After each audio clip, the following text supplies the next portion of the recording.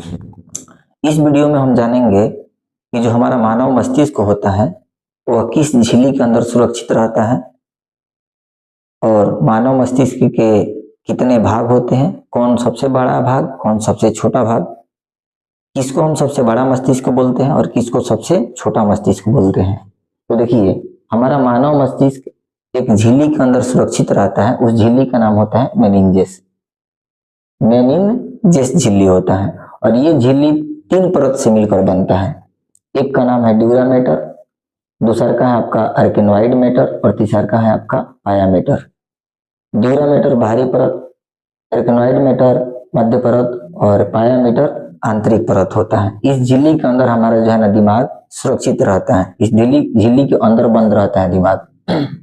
लेकिन जब वायरस और बैक्टीरिया के कारण ये कभी झिल्ली खराब हो जाता है तो इसमें एक रोग हो जाता है और वो रोग का नाम है आपका मेनिनजाइटिस।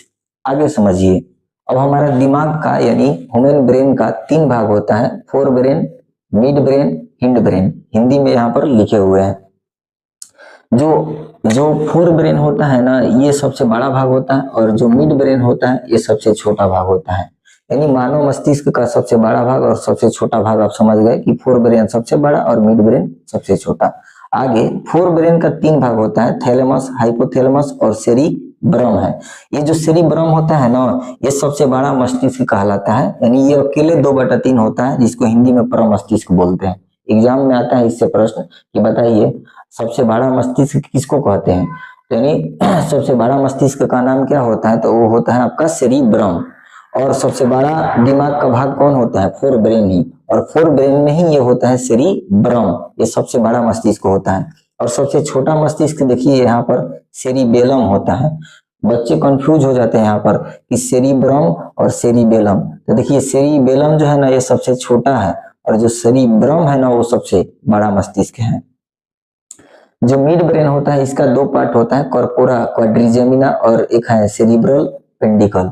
और जो हिंड ब्रेन होता है इसका भी आपका 3 भाग होता है, एक पोन्स वेरोलाई, मेडुला ऑब्लंगाटा और सेरिबेलम। यानी ये जो सेरिबेलम होता है ये हिंड ब्रेन अर्थात सबसे पीछे वाला मस्तिष्क में पाया जाता है सेरिबेलम, जो कि सबसे छोटा मस्तिष्क कहा जाता है।